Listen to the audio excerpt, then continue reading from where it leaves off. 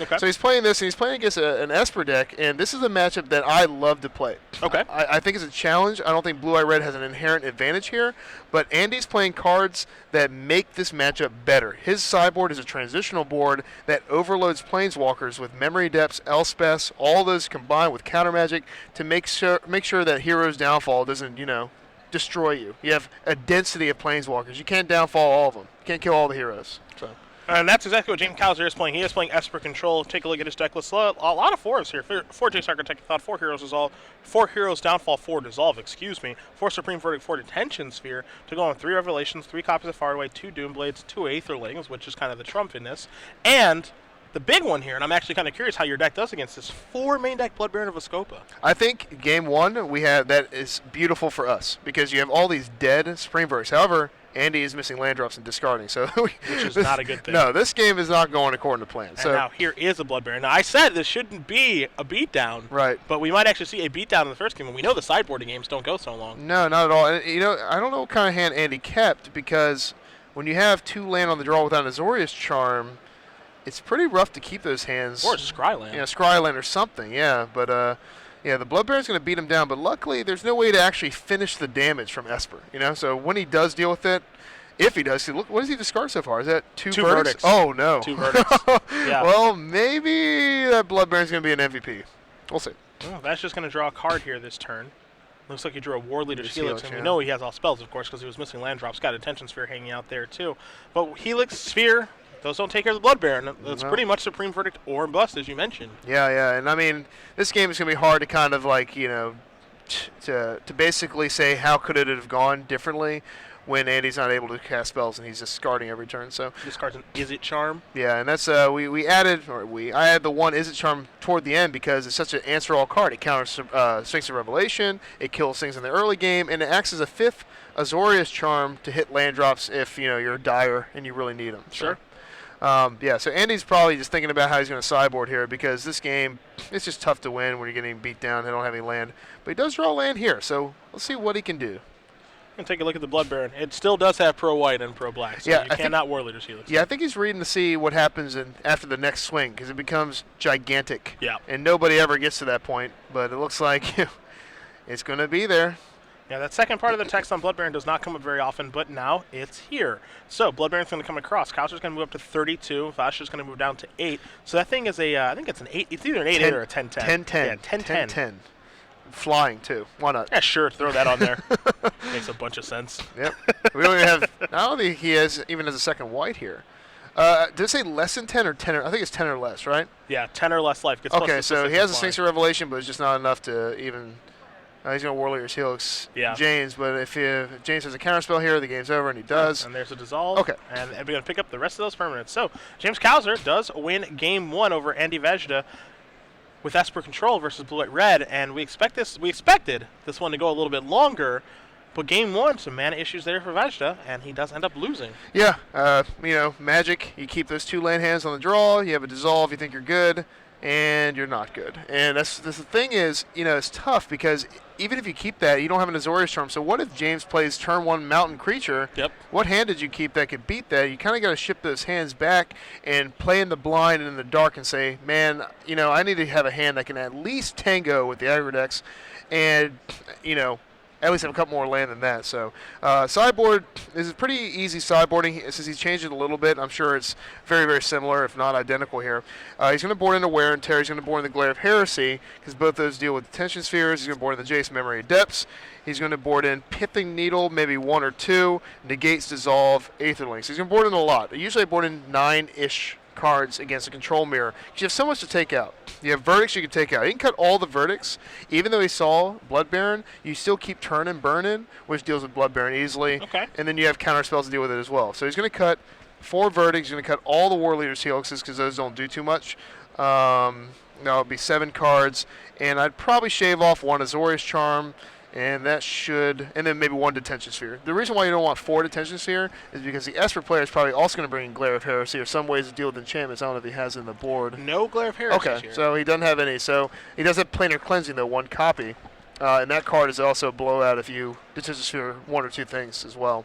You see Kowser's sideboard. He does have that one cleansing that you mentioned. He also has 2 Doomblade, an alternate price, 3 copies of Sin Collector, 2 copies of Gainsays, 3 Thought Seizes, none in his main deck, 2 Render Silent, and a Pharika's Cure. Render Silent, a card that we have not seen for a little while. That's the Azorius counterspell.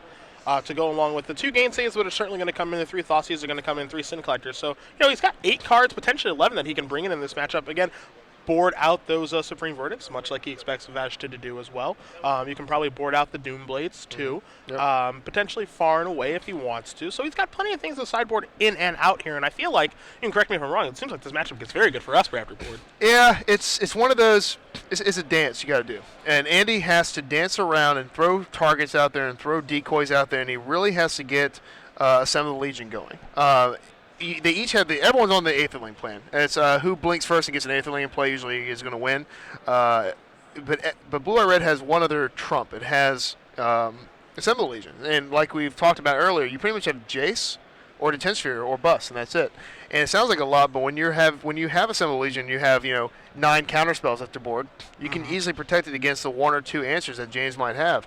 So it is. I think it's actually more even than it looks. I think game 1 is in Esper's camp easily, but game 2, when we have Jace Memory Depth, you have Assemble the Legion, you have Aetherlings, and you have Elspeth, and I think James's win conditions are simply Aetherling and Elspeth, because Blood Baron, I don't think it's going to get it done. I think we saw a very, very specific situation where you have 2 lands the whole game, then of course Blood Baron will beat you, but I think in a real game of Magic, I don't think Blood Baron is going to be a big player in it. Sure. It's just too easily killed. If Andy decides to leave in a verdict or 2, I wouldn't blame him for it. I think he should just leave his 3 Turn and Burn in, and that should be enough. Turn and Burn is also really good against Jace Architect of Thought, because it usually comes down in -2, and then you get to kill it and burn it down too. So now here's a big question for you. At the Pro Tour, Guillaume Wafatapo, arguably the best Esper player in the world, right, choosing to draw in the mirror. Yes. Now this isn't exactly a mirror, but you could, for sake of argument, we can call this a mirror match. Okay. It's a Revelation mirror. It's all about hitting your land drops and all the good stuff. If you were blue-white-red control, you're Andy Vajda. You are on the play. Well, you have the option of being on the play versus being on the draw. What would you choose? I would go first. Okay. Not a chance of ever going second.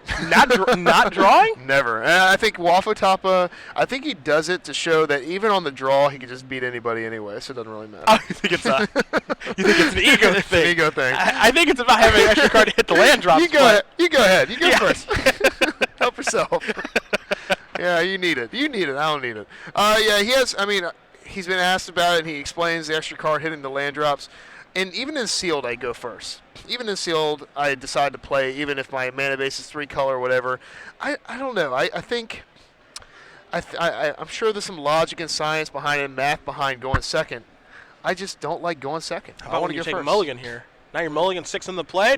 Maybe you'd rather be on the draw right now, huh? Yeah, a little bit. Yeah? Now we're getting warmer. All right. I know in my times in dabbling in Esper a few weeks ago, something I don't do a ton of, but I was choosing the draw in the mirror, and I actually kind of liked it. Yeah, I mean, it felt good. It definitely doesn't hurt. It's not like, I think the percentage of advantage you get from going first or second in this is negligible. We're talking about single-digit percentage, I think. Okay. Even less maybe it might be 1%, because you're not dying quick. But even if you miss a land drop on the play, it's not like the game's over. If you're stuck on your 3 lands there, you got time to bounce back. All right, well, that's just going to keep it 6, and we are underway here in game number 2. Steam vents to begin.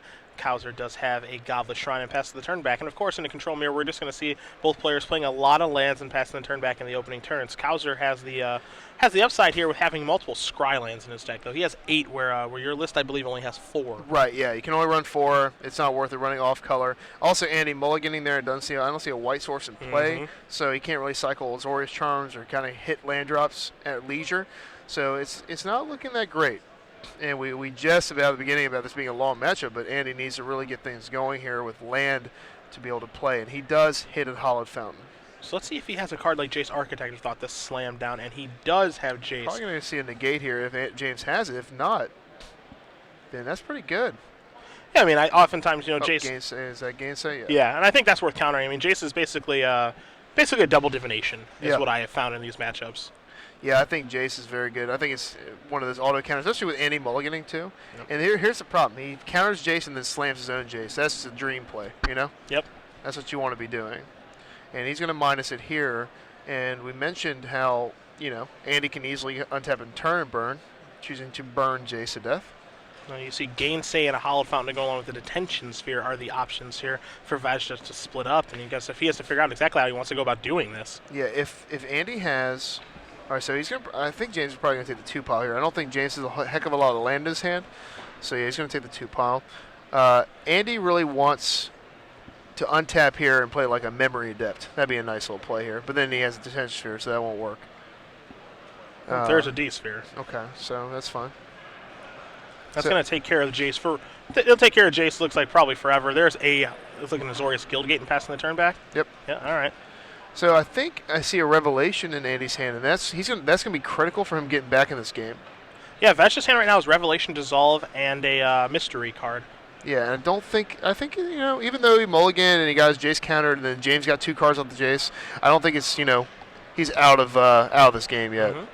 No, I agree with you. I mean, there's no real threat on the table as Kowser just draw a Blood Baron of Ascopa, so he did leave them in, did the Esper Control player. That Mystery card is a Detention Sphere, so those are the 3 cards for Vajda. Again, a Detention Sphere, a Revelation, and a Dissolve, and Vajda's not going to pull the trigger on his Revelation yet. Yeah, definitely not. The only chance Andy really has in this game is if that Revelation sticks. Mm-hmm. So he's going to have to find a way to make it happen. And he didn't pay 2 life there, and it's not a huge deal, but in the small chance that James does tap out, you kind of want to max out your Revelation. Yeah, I don't think you James want that extra card. Yeah, I don't think James is going to do that, but in case.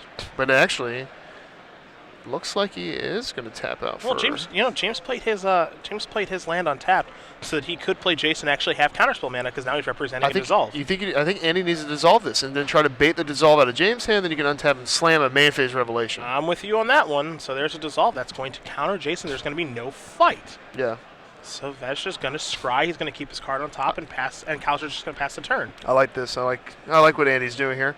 I think at this point you need to stop whatever he is doing. He has his own Jace here. Yep. Very nice. So now Andy can set up a situation where he can Revelation to bait it and then play Jace. Problem is Andy knows that James picked up that Detention Sphere earlier. So it's like he's not going to be able to stick anything really. Godless Shrine going to come and play untapped here for Kowser. See if he's going to maybe Blood Baron cast a spell. And that is going to be a Blood Baron of Ascopa. I think Andy here I think it's time to Revelation now. And if you're James, here's the thing you fear. If you counter Revelation here, what happens in these control mirrors is that Andy on tap plays Aetherling and you lose the game. Mm-hmm. So maybe he'll let this Revelation resolve, but Andy has to try.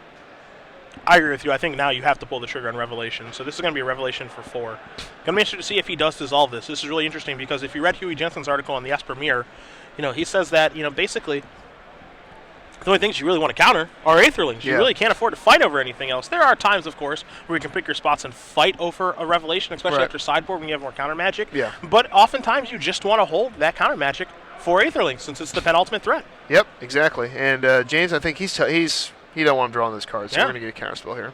So what Andy's going to have to do, if he rips Aetherling, obviously that's the dream here. If not, he's going to play Jason +1 draw card, at least get something out there, get some more cards, because his hand is very weak. And you see his hand right now. He's got a D-Sphere. It looks like he has a land and then that Jace Memory Adept in his hand. Might be an Izzet Charm. Can't really make out that third card, but we do know that there's a Jace. We do know there's a D-Sphere. And we do know that he's going to go reaching, and it is going to be Izzet Charm. He's going to draw 2, discard 2 here. Interesting.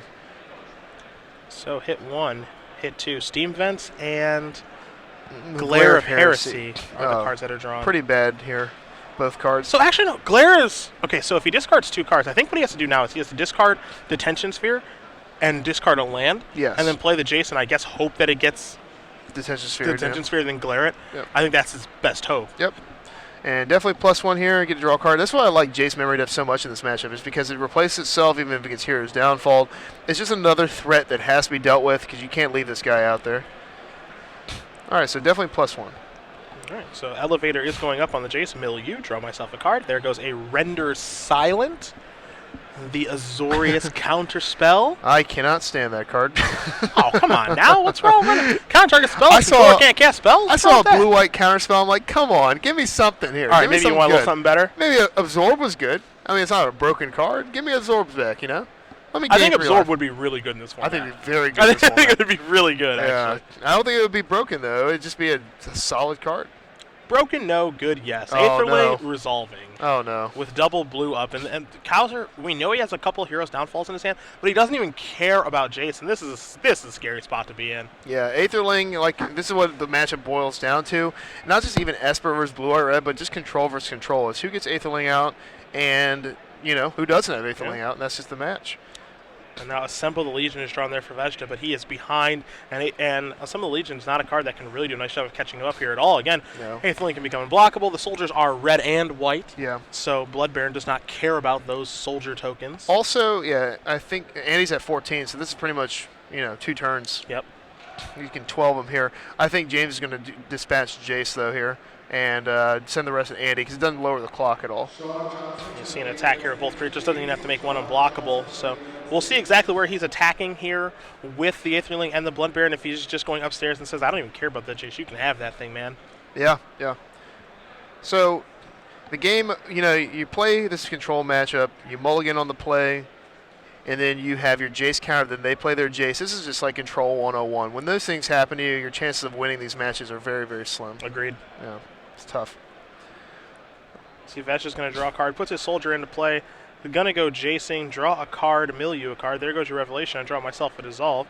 It looks like he may have an Elspeth in the grip. He does. But Aetherling is just death. It's a good magic card. Yep, I don't think Andy has anything in his hand to deal with the Aetherling, so I think he's going to pack it up. He might make him go through the motions of making it unblockable, but he's just looking at his cards. There's nothing. Yeah, I mean, Elspeth is cool. He's going to minus it. Hope maybe he'll forget to blink it. I mean, that's what I would do here. Yeah, maybe F6'd. Yep, let's see if he has Who knows? 6. We'll find out.